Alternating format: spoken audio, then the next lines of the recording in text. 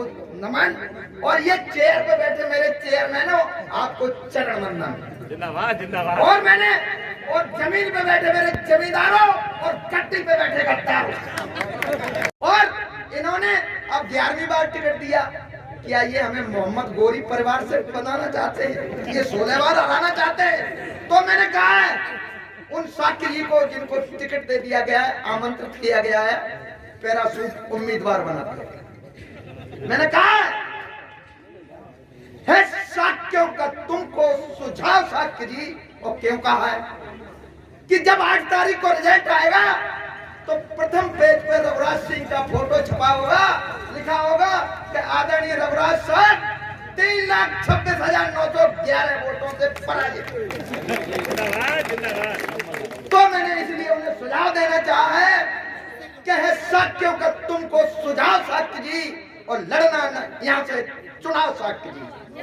क्यों कि एक बार यहाँ से तृप्ति लड़ी थी और भाजपा से वो तो बेचारी खड़ी थी, और कर न पाई जमानत का बचाव साक्य जी, और लड़ना यहाँ से चुनाव साक्य। जिंदाबाद जिंदाबाद। मैंने कहा कि हार तुम्हारी लिखी है, पढ़ लेना जंत्री। हार तुम्हारी लिखी है, पढ़ लेना जंत्री। और जिलाध्यक्ष बन गए अब आलोक साक्य मंत्री। और तुम जिस बल पे आए थे तो मैंने कह दिया कि भाव नहीं देगा भोगान साक्य जी, और लड़ना यहाँ से चुनाव साक्य। मैंने कहा कि 2 बार संसद सपा नहीं बनाया, 2 बार संसद सपा नहीं बनाया, और टिकट देके भाजपा ने उनसे ही लड़ाया, और सरेंडर कर टाल दो टकराव साक्य जी, और लड़ना यहाँ से चुनाव साक्य। मैंने कहा था कि फांसी का फंदा वो रेशमी बनाते, फांसी का फंदा वो रेशमी बनाते, और गला सिर्फ साक्यों का उसमें फंसाते। और भाजपा का है ये सुभाष साक्य जी, और लड़ना यहाँ से चुनाव साक्य जी। लाठलाम ज्यादा ही खतरनाक आई। मैंने कहा कि मैनपुरी तो जीत ही लेंगे अब शिवपाल सिंह के तेवरों से। मैनपुरी तो जीत ही लेंगे शिवपाल सिंह के तेवरों से, और डरी भाजपा लगती है अब डिंपल के तेवरों से। डरी भाजपा लगती है अब डिंपल के तेवरों से। और अखिलेश हैं शेर, तुम आग पाओ साक्य जी, और लड़ना चुनाव। जय हिंद, जय समाजवाद, मुलायम सिंह यादव जिंदाबाद, अखिलेश यादव। अरे तो हम बता, मैंने एक फरमाइश आई है कि जो आदरणीय मोदी जी जब आए थे तो उन्होंने कह दिया था कि गुंडा राज न भ्रष्टाचार, और अब की बार मोदी सरकार। और मैं कहता हूं कि अब मोदी सरकार में अच्छा लगे तो कह देना मेरे साथ में।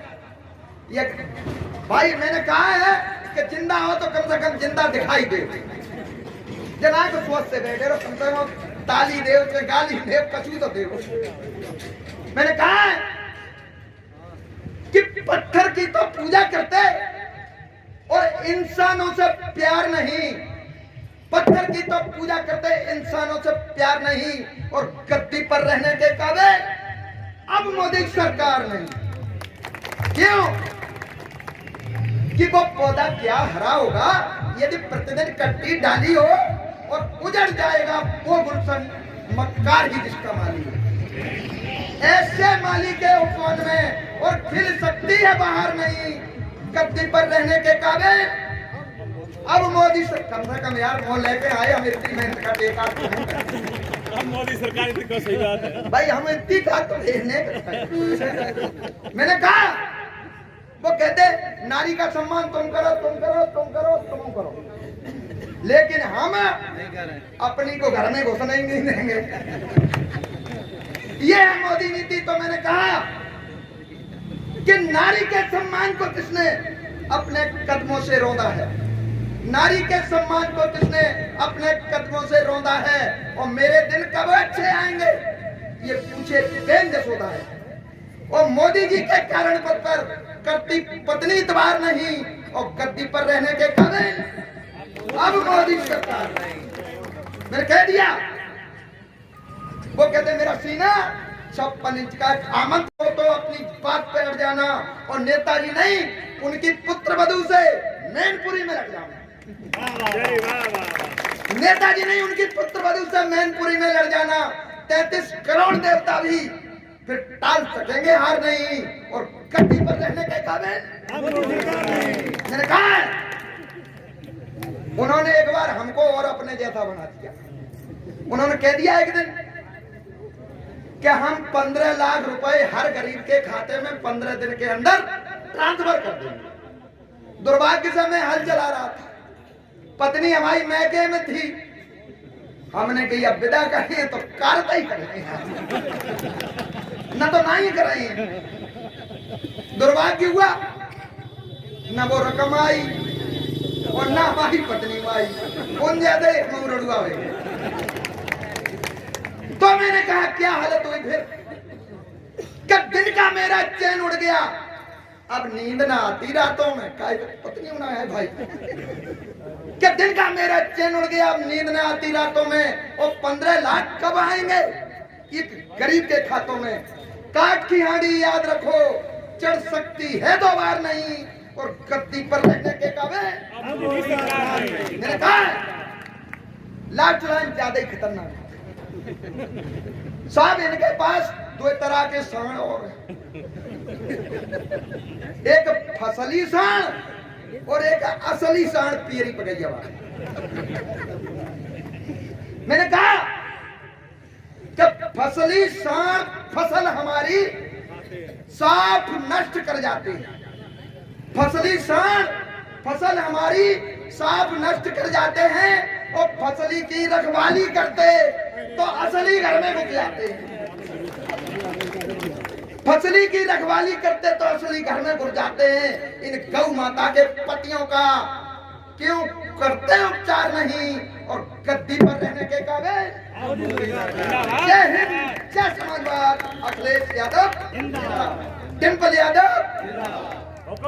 नफरत और दंगों की तो हमें बात करनी चाहिए भूखों और नंगों की। भारतीय जनता पार्टी अगर बात करती है मन की, तो हमें बात करना चाहिए जन जन की। दोस्तों, भाजपा उस आरएसएस की औलाद है जो आरएसएस की पाठशाला में दुनिया में सर्वाधिक बुरे लोगों का निर्माण होता है। आरएसएस के लोग कहते क्या है, करते कुछ और है। वो भीतरी कुछ और है, बाहरी कुछ और है। जब तक आरएसएस का इस मुल्क पर कब्जा है, कोई विकास नहीं हो सकता, कोई अमन चैन नहीं आ सकता।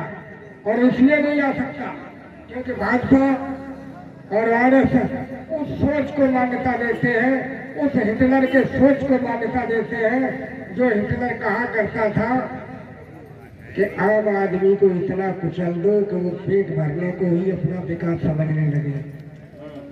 तो इस चीज को समझने की जरूरत है। और मैं तो ये कहूँगा कि समाजवादी पार्टी अपने आप को अब, चाहे पहले वो भले ही अपने आप को पिछड़े वर्ग की कोख से पैदा बताती हूँ, लेकिन मैं एक छोटा सा कार्यकर्ता हूँ और अपने दम से ये कहना चाहता हूँ कि भाजपा वो सपा समाजवादी पार्टी अब ये मानती है कि वो बहुजन समाज की कोख से पैदा हुई है। और समाजवादी पार्टी ऊंची जातियों का सम्मान करती है तो दलितों को अपना भाई मानती है, स्वाभाविक साथी मानती है। और मुसलमान हमारा पिछड़ा हुआ भाई है जो 400 साल पहले इस ब्राह्मण धर्म को तल आकर छोड़ के इस्लाम में परिवर्तित हो गया था, क्योंकि इस्लाम मसावत और समानता को मानता है। और हमारा जो धर्म है जिसे हम हिंदू धर्म कहते हैं, दरअसल ये ब्राह्मण धर्म है, हिंदू धर्म नहीं है। और हम कोई हिंदू नहीं है, हम इस मुल्क के मूल निवासी हैं। ब्राह्मण धर्मशास्त्रों में हमें धर्मशास्त्र लिखकर जिस सूत्र को ओबीसी को शूद्र बनाया था और शूद्र बनाकर अधिकार वंचित कर दिया था, संविधान ने उस शूद्र को ओबीसी बनाया है। और अब आरएसएस उन्हें हिंदू बना रहा है, ओबीसी की जगह उन्हें हिंदू कहता है। आगे चलकर थोड़ा सा आरएसएस को अपने शब्दों में हेरफेर करना होगा और उसे कहना होगा कि भाई आरक्षण तो संविधान में ओबीसी को था और आप सब लोग हिंदू हो तो हिंदू को आरक्षण नहीं हो सकता। इसलिए आप जान लें, कोई भी हम हिंदू नहीं है, हम इस मुल्क के मूल निवासी हैं, जिनकी रगों में हमारे सम्राट अशोक और सम्राट चंद्रगुप्त इनका खून दौड़ रहा है। हमें ये बात समझ लेना चाहिए और जिस दिन हमारे लोग जग जाएंगे और ये भाई राजेश कटीक जी, बहुत ही सम्मानित, बहुत ही चर्चित, बहुत ही मेहनत करने वाले बड़े भाई महाराज सिंह साकी जी, गाजीपुर सदर से समाजवादी पार्टी के विधायक जय किशन साहू जी, समाजवादी पार्टी के जिला सचिव राम बाबू सविता जी और सत्यम कठेरिया जी, पीलीभीत से आदरणीय डिम्पल यादव जी के लिए मैनपुरी में वोट की अपील करने आई हमारे सामने बैठी हमारी बहन कमलेश परिहार जी, हमारी साथ चल रही हमारी विधानसभा कार्यकारिणी की सभी सदस्य, हमारे सामने बैठे हमारे क्षेत्र के सभी सम्मानित बुजुर्ग, नौजवान साथियों, बच्चों, अमित कठेरिया जी, पिंटू यादव जी, और जिनका मैं नाम नहीं ले पा रही हूँ उनसे मैं क्षमा चाहूंगी, महावीर भैया जी, ओमेंद्र यादव जी और आजाद यादव जी, जिनका मैं नाम नहीं ले पा रही हूँ। हालांकि मैं सबको जानती हूँ, आप सब हमारे क्षेत्र से हैं, हमारे जिले से हैं, तो आप सबका वंदन अभिनंदन करते हुए मैं समाजवादी पार्टी की पूर्व एमएलसी, विधायक, पूर्व मंत्री और वर्तमान में महिला प्रकोष्ठ की प्रदेश अध्यक्ष, हमारी महिला सशक्तिकरण की ज्वलंत उदाहरण, धुआंधार शानदार तेज तर्रार बहन आदरणीय लीलावती कुशवाहा जी का किसनी की विधानसभा की चितान ग्राम सभा में आप सबको जोरदार तालियां बजाकर स्वागत करेंगे। हम सब यहीं के हैं तो समझिए एक दूसरे की भाषा। सियासत इस कदर आवाम पे एहसान करती है, आवाम मतलब जनता, सियासत मतलब सरकार, सियासत इस कदर आवाम पे एहसान करती है, आंखें छीन लेती है फिर चश्मे दान करती है। भारतीय जनता पार्टी की सरकार जन जन को पीड़ित कर रही है, चाहे किसान हो, नौजवान हो, छात्र हो, बेरोजगार हो, महिलाएं हो, बच्चे हो, आज कोई भी बचा नहीं है। चाहे खाद ले लीजिए, किसानों के खेत ले लीजिए, महिलाओं को देखिए आप किस तरह से बेचारी गैस सिलेंडर से चूल्हे पर आ गई है। फ्री में गैस सिलेंडर चूल्हा देने वाली सरकार ने आज गैस सिलेंडर को 1150 रुपए में कर दिया है और 50 रुपए जब वो उठाने जाता है गैस एजेंसी से तो पेट्रोल जला के आ जाता है, तो सिलेंडर आज 1200 रुपए में पड़ रहा है। इसलिए ऐसी सरकार को सत्ता से हटाने की बात तो है ही है, लेकिन इस 5 तारीख को न कोई सरकार बनने वाली है न बिगड़ने वाली है। ये हम सब के लिए, हमारे मसीहा अगड़ों, पिछड़ों, दर्दों, किसानों, मजदूरों, नौजवानों, छात्रों, जिन्होंने नारा दिया था कि रोटी कपड़ा सस्ती हो और दवा पढ़ाई मुफ्ती हो, आदरणीय मुलायम सिंह यादव जी, उनको धरती पुत्र के नाम से सारी दुनिया, सारा जहान, सारा ब्रह्मांड जानता है कि वो धरती पुत्र के नाम से क्यों मशहूर थे। उन्होंने हर वर्ग, हर जात, हर बिरादरी, हर व्यक्ति के लिए एक छाप छोड़ी है।